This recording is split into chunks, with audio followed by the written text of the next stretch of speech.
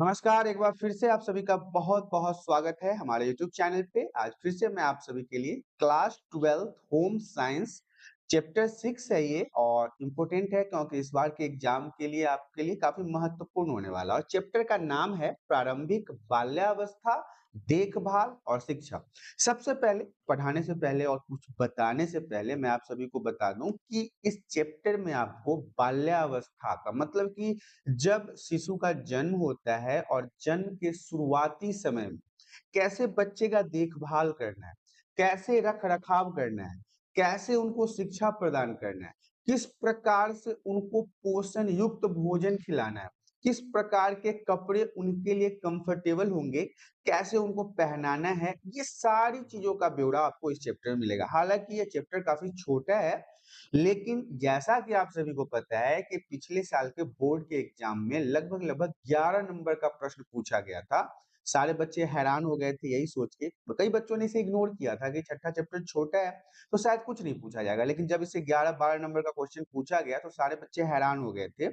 तो मैं आपको बता दूं कि ये काफ़ी इम्पोर्टेंट चैप्टर रहेगा क्योंकि छोटा तो है लेकिन बहुत सारे मतलब बहुत अच्छे-अच्छे टॉपिक्स इसके अंदर संलग्न किए गए हैं। तो आइए शुरुआत करते हैं। सबसे पहला टॉपिक जो है वो कहता है प्रारंभिक बाल्यावस्था से क्या समझते हैं या क्या होता है या प्रारंभिक बाल्यावस्था किसे कहते हैं? तो जन्म से लेकर जब बच्चा जन्म लेता है वहां से लेकर 8 वर्ष की आयु तक के बच्चे की आयु जो होती है उसे हम प्रारंभिक बाल्यावस्था कहते हैं। बात याद रखिएगा 0 से लेके 8 वर्ष तक मतलब जब बच्चा जन्म ले लेता है उससे लेके 8 वर्ष तक की जो आयु होती है बच्चों की उसे हम प्रारंभिक बाल्यावस्था कहते हैं। इस अवस्था में बच्चों के साथ-साथ क्या होता है तो उनके मस्तिष्क अर्थात दिमाग का विकास बहुत तेजी से होता है। इसके अलावा शारीरिक वृद्धि भी बहुत तेजी से होती है। किसके? तो ये 0 से 8 वर्ष के जो बीच के बच्चे होते हैं उनके दिमाग में सोचने की क्षमता, समझने की क्षमता, किसी चीज़ के ऊपर विश्वास करने की क्षमता में काफ़ी विकास होता है। साथ ही साथ शरीर में भी कई प्रकार के विकासों को देखा जाता है। इस अवस्था में बच्चे जो हैं जो 0 से 8 वर्ष के अंदर होते हैं, वो पर्यावरण और अपने आस-पास के लोगों से अत्यधिक प्रभावित होते हैं। वो अपने पड़ोसियों से बहुत कुछ सीखते हैं, पड़ोसियों को पहचानते हैं, पड़ोसियों के साथ खेलने-कूदने की आस में वो घर से बाहर निकलना, वातावरण को समझना, दूसरे चीज़ों को देख-रेख करना, ये सारी चीज़ें उनके अंदर इसी अवस्था में होती है। लेकिन यहाँ पे क्या है कि प्रारंभिक बाल्यावस्था जो है, जिसे हम 0 से 8 वर्ष तक कहते हैं, उसे भी 2 भागों में विभाजित किया गया है। पहला तो है 0 से 3 और दूसरा जो है वो 3 से 8 है। मतलब 0 जब बच्चा जन्म लेता है तब से लेके 3 वर्ष तक और दूसरा है 3 वर्ष से लेके 8 वर्ष तक। तो ये प्रारंभिक बाल्यावस्था के 2 प्रकार हैं। प्रारंभिक बाल्यावस्था जो होता है उसमें देखभाल कैसे होता है, बच्चों की शिक्षा कैसे होती है और मूलभूत संकल्पनाएँ मतलब वो क्या चीज़ें हैं जो बच्चों के लिए बहुत इम्पोर्टेंट होता है। तो देखिए प्रारंभिक बाल्यावस्था तो आपको पता चल गया है कि किस आयु से किस आयु तक होता है। इसके अलावा यहाँ पे बाल्यावस्था का जो जीवन होता है, वहाँ से लेकर 8 वर्ष तक की आयु की अवस्था होती है और इसको भी 2 भागों में बाँट दिया गया है। पहला तो जो है वो है 0 से लेके 3 वर्ष तक और दूसरा है 3 वर्ष से 8 वर्ष तक। ये तो आपको मैंने पहले वाले स्लाइड में भी समझा दिया था। लेकिन शैशवावस्था मतलब बिल्कुल जब शिशु जन्म ही लेता है, जन्म से लेकर 1 वर्ष या 2 वर्ष की आयु मतलब 0 से 1 या आप कह सकते हैं 2 वर्ष तक, ये जो आयु की अवधि होती है, इसमें बच्चा क्या करता है, अपनी सब ज़रूरतों के लिए जो भी कार्य वो करता है, उसमें वो वयस्कों पर निर्भर करता है। वयस्क का मतलब होता है बड़े लोगों पर निर्भर करता है। आपको पता है कि 0 से 2 वर्ष के बच्चे टॉयलेट करे बाथरूम करे या कुछ भी ऐसे हरकतें करते हैं तो उनके मम्मी-पापा या उनके जो उनके घर में उनकी देख-रेख करते हैं, वही उसको साफ-सफाई करते हैं। तो इसका मतलब है कि जो शैशवावस्था की आयु होती है, उसमें जो भी बच्चे अपने कार्यों को करते हैं, वो कहीं न कहीं वयस्क के ऊपर ही निर्भर रहते हैं। देखभाल केंद्र के बारे में, इसे हम डे केयर भी कहते हैं। इसमें क्या होता है, जो शिशु होते हैं ना, उनको सामान्यतः पूरे दिन के कार्यक्रम होते हैं मतलब सुबह से लेके शाम तक बच्चे को क्या करना है, कैसे खेलना है, कैसे रहना है। इन कार्यक्रमों में शिक्षक और सहायकों को बहुत छोटे-छोटे बच्चों की देखभाल उनकी सुरक्षा, उनके खाने-पीने, उनके शौच के मतलब कि शौचालय वाली आदतें हो जाती है, उनके अंदर जो भाषा का विकास करना है, सामाजिक ज़रूरत को समझने, सिखाने के लिए प्रशिक्षित होना चाहिए। मतलब उनको वो चीज़ें अब क्या होता है देखभाल केंद्र में जो टीचर्स होते हैं, जो आया होती है, वो बच्चों को इन सभी कार्यों में मदद करते हैं। 2 से 3 वर्ष के बच्चे को कभी-कभी टोडलर कहा जाता है। 1 नंबर में पिछले साल के बोर्ड में पूछा गया था कि टोडलर किसे कहते हैं? तो आपको बताना है 2 से 3 वर्ष के बच्चे को कभी-कभी क्या कहा जाता है? टोडलर कहा जाता है। इस शब्द को बच्चों के फुदक कर चलने के रूप में समझा जाता है। टोडलर का मतलब होता है कोई भी बच्चा जब फुदक-फुदक कर चलता है या इसी चलने की तरीके को ना हम टोडलर के नाम से जानते हैं।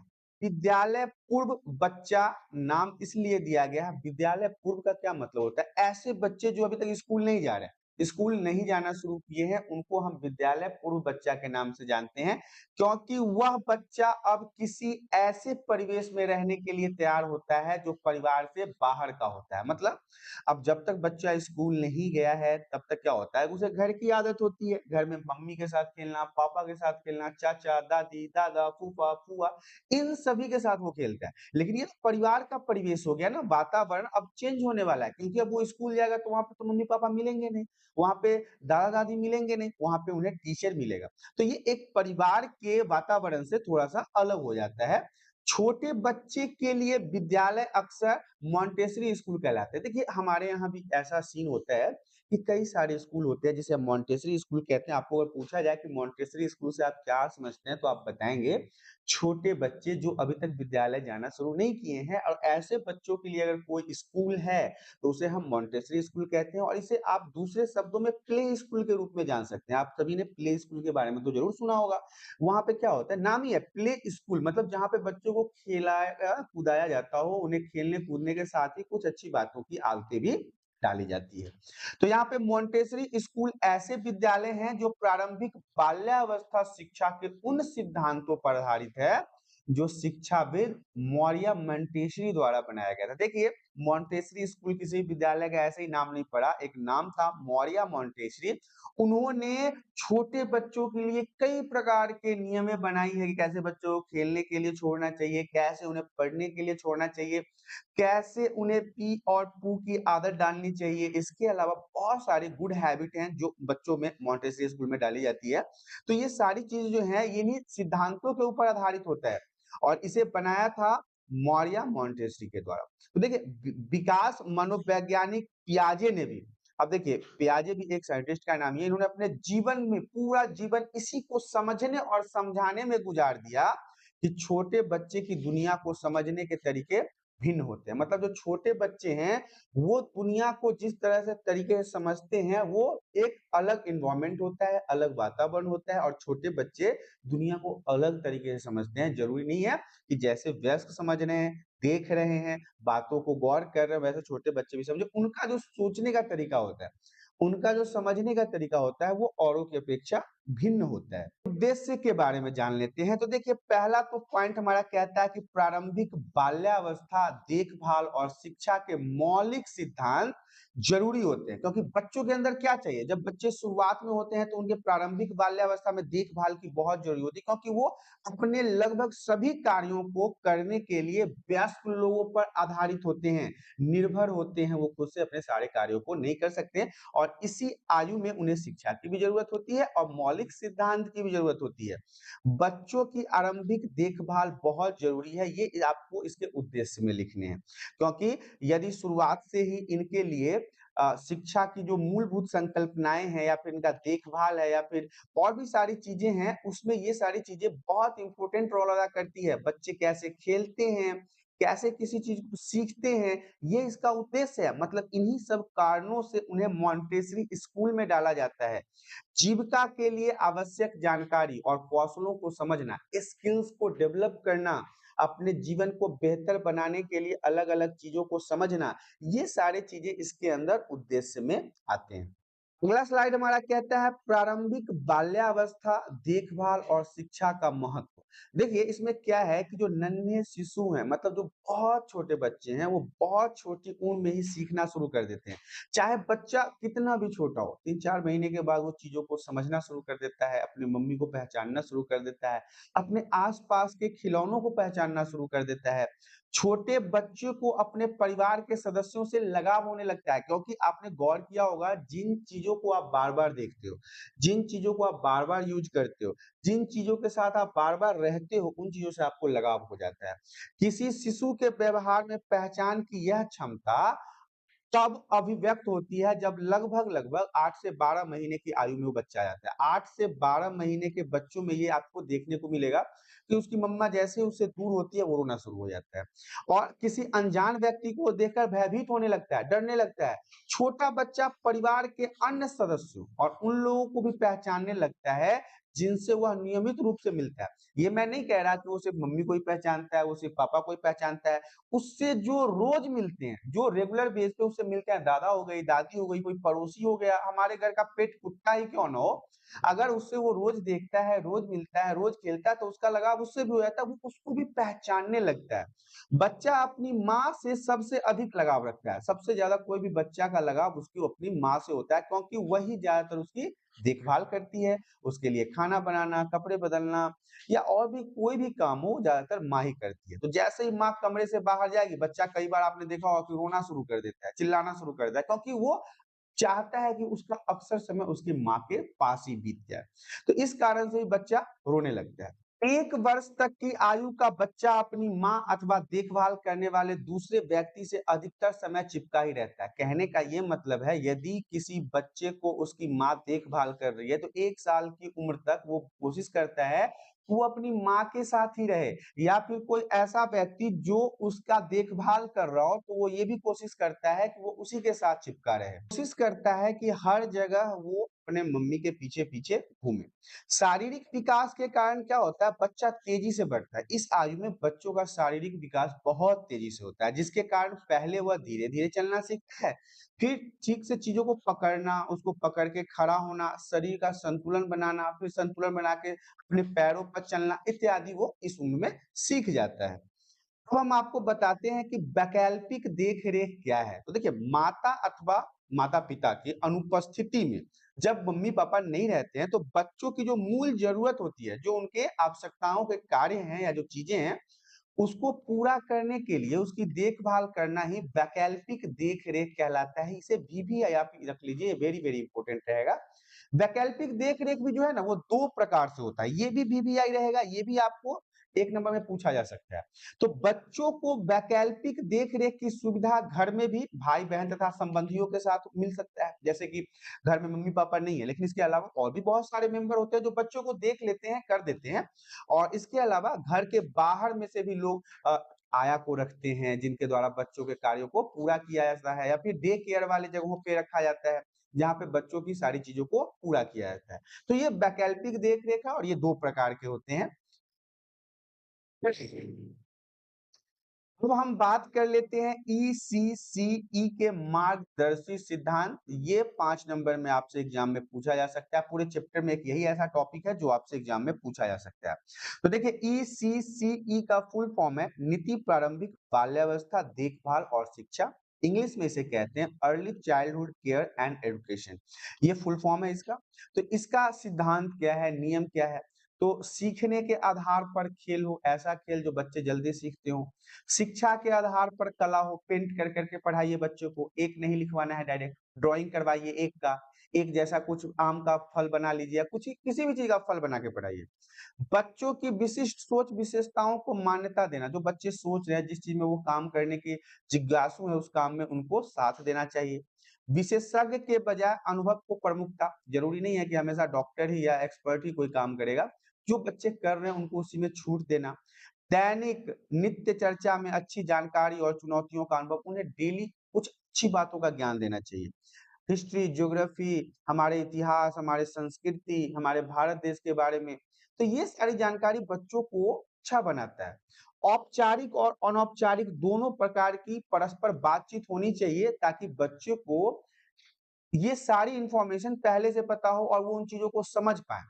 पाठ्य विषयक और सांस्कृतिक स्रोतों का मेल होना चाहिए, मतलब जो पाठ उनको स्कूल में पढ़ाया जा रहा है उससे हमारी संस्कृति का मैच होना चाहिए। स्थानीय सामग्री, कला, ज्ञान का उपयोग होना चाहिए। विकासात्मक रूप से उपयोग तरीके जिसमें लचीलापन और अनेकता ना होना चाहिए। कई बार आपने देखा होगा कि समाज में बच्चों को ना ऐसी चीजें बताई जाती है कि वो मुसलमान, वो सिख, वो ईसाई और हम हिंदू, हमारा संस्कृति अलग है। ऐसी कोई भी ज्ञान की बातें आप किसी को ना बताइए या फिर एकता में भंगता नहीं डालिए कि वो बच्चा उससे कंफ्यूज हो जाए और शुरुआती समय से उसके माइंड में बहुत सारे डिस्ट्रैक्शन होने शुरू हो जाए। इसके अलावा स्वास्थ्य कल्याण और स्वास्थ्य आदतें, मतलब स्वस्थ आदतें कहने का मतलब है कि कैसे सुबह उठना चाहिए, सुबह उठ के हमें क्या करना चाहिए, कैसे हमें पानी का सेवन करना है, किस तरह के हमें बैलेंस डाइट का सेवन करना है, किस प्रकार के सामग्री का उपयोग भोजन के रूप में करना है और क्या नहीं खाना है। ये सारी चीजें आपको ईसीसीई के मार्गदर्शी सिद्धांत के अंतर आते हैं और इसे हम early childhood care and education के नाम से जानते हैं। ईसीसीई के अध्ययन का महत्व क्या है? तो देखिए, यह वह समय है जब बच्चा अपने आसपास के पर्यावरण को जानना शुरू कर देता है, नई-नई चीजें सीखना शुरू कर देता है, अपने आसपास के संसार को खोजना चाहता है। प्राथमिक स्कूल में, मतलब स्कूल में प्रवेश से पहले ईसीसीई, देखिए ईसीसीई में क्या-क्या आता है, ये थोड़ा आपको टफ लग रहा होगा, लेकिन अभी मैं आपको बताऊंगा ना कि आपने आसपास में कभी आंगनबाड़ी का नाम सुना है? आंगनबाड़ी में जो आंगनबाड़ी सेविका और सहायिका जो होती है वो ईसीसी के अंतर्गत ही आता है, जो बच्चों को खेलना, खाना, पढ़ना, हंसना, कूदना, नाचना, गाना इत्यादि सिखाते हैं। तो ये सारी चीजें ईसीसी के अंदर आता है। तो ये विभिन्न क्रियाओं के द्वारा ना सीखने का अनुभव प्रदान करते हैं, बच्चों को अनुभव देते हैं ताकि उन्हें प्राथमिक स्कूल में बैठना सीखना आ जाए।